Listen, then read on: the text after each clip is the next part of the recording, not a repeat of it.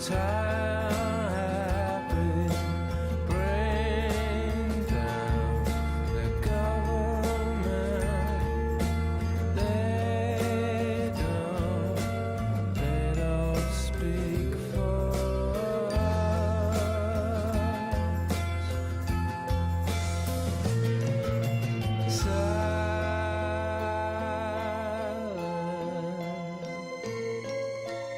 Silence.